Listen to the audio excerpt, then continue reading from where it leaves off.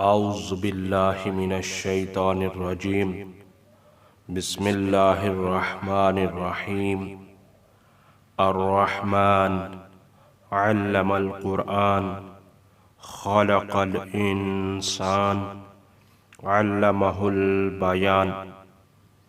السلام علیکم۔ پروردگار عالم انسان کو خلق کرنے کے ساتھ ساتھ اس کے لیے ارشاد فرماتا ہے الرحمن علم القرآن، رحمان کہ جس نے قرآن کی تعلیم دی اور پھر انسان کو خلق فرمایا اور بیان کی تعلیم دی۔ تو یہاں پر پروردگار عالم دو تعلیم کا ذکر کر رہا ہے، ایک قرآن اور دوسرا بیان، اور اس کے درمیان میں انسان کی خلقت کا تذکرہ ہے۔ یہاں پر خدا پروردگار عالم ڈائریکٹ استاد ہے اور انسان شاگرد ہے، لہذا شاگرد کے لیے انتہائی ضروری ہے کہ اس قرآن کی اہمیت کو سمجھے۔ اس بنا پر یہ ہے کہ ہم نے قرآن کا تعارف اور قرآن کو کیوں قرآن کہا جاتا ہے، اس پر مختصر وقت میں کچھ عرض کرنا چاہتے ہیں۔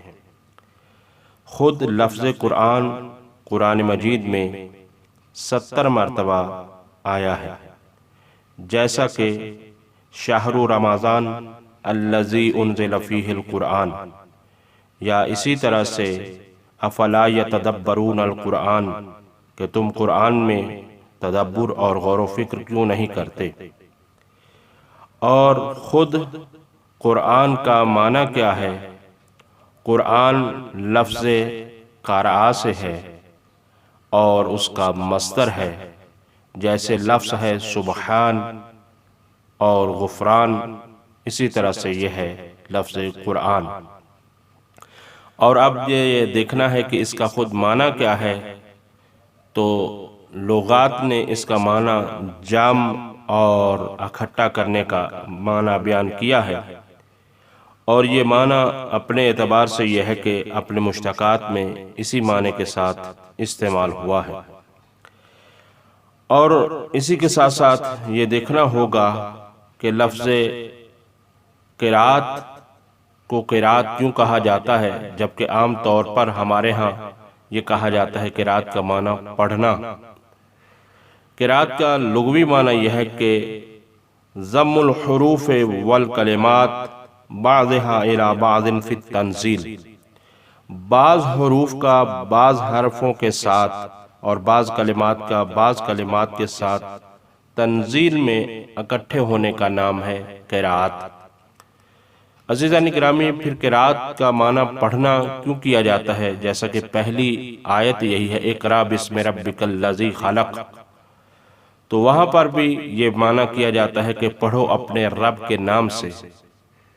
تو اس وجہ سے کیا جاتا ہے کیونکہ کلمات اور حروف کو جب اکٹھا کر کے ادا کیا جا رہا ہے تو یہ معنی ادا ہو جاتا ہے جمع کا، لہذا قرات کا معنی جمع کرنا ہے، اور پڑھنا معنی اس وجہ سے لیا جاتا ہے کہ قاری ان الفاظ اور ان حروف کو جمع کر کے ادا کر رہا ہوتا ہے۔ اس کے بعد ایک انتہائی اہم سوال کہ قرآن کو قرآن کیوں کہا گیا ہے، تو مفسرین نے اس کی کئی وجوہات بیان کی ہیں۔ سب سے پہلی اس کی وجہ تسمیہ قرآن مجید کی یہ ہے، کہا جاتا ہے کہ قرآن پاک کے اندر 114 سورتیں ہیں، ان 114 سورتوں کی وجہ سے کیونکہ وہ ایک ہی کتاب کے اندر جمع ہیں، لہٰذا اس وجہ سے قرآن کو قرآن کہا جاتا ہے۔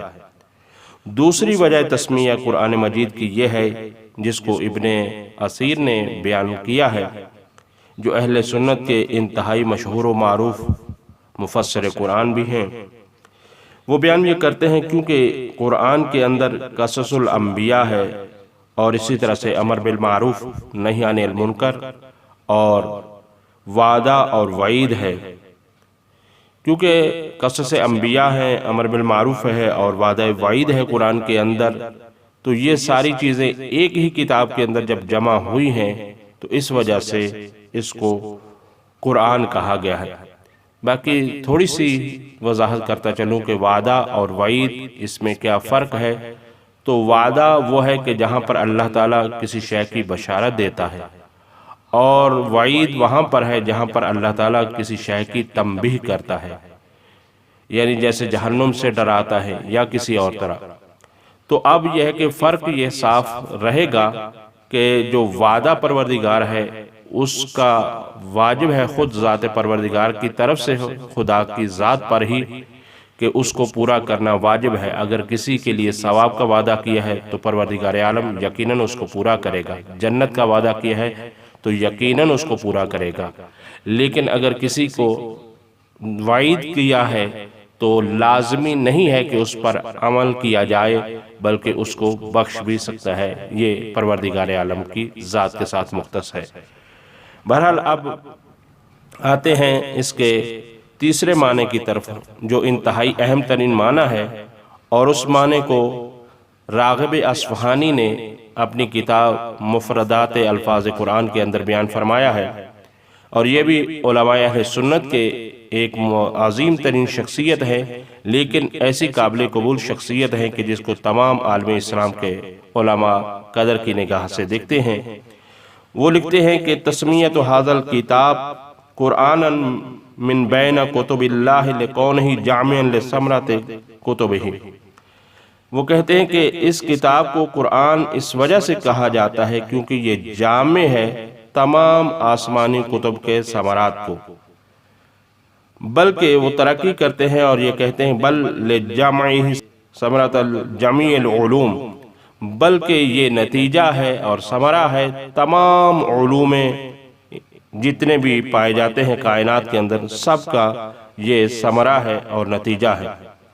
اور اسی طرح سے قرآن نے خود بھی اشارہ کیا ہے وَتَفْصِيلَ كُلِّ شَيْءٍ، اور اسی طرح سے تِبْيَانًا لِكُلِّ شَيْءٍ، یعنی ہر شے کو قرآن بیان کرنے والا ہے۔ تو کیونکہ تمام آسمانی علوم اور اسی طرح سے تمام شے کا علم اس کے اندر موجود ہے، اور جیسا کہ ہم نے معنی کیا ہے کہ قرآن کا معنی اکٹھا اور جمع کرنا کا ہے، لہذا تمام علوم کو جب یہ جامع ہے تو اس کی وجہ تسمیہ بھی یہی ہے، کیونکہ قرآن اس وجہ سے کہلا رہا ہے کہ تمام علوم جتنے بھی کائنات میں پائے جاتے ہیں یہ سب کو اپنے دامن میں سمیٹے ہوئے ہے۔ والسلام علیکم ورحمۃ اللہ وبرکاتہ۔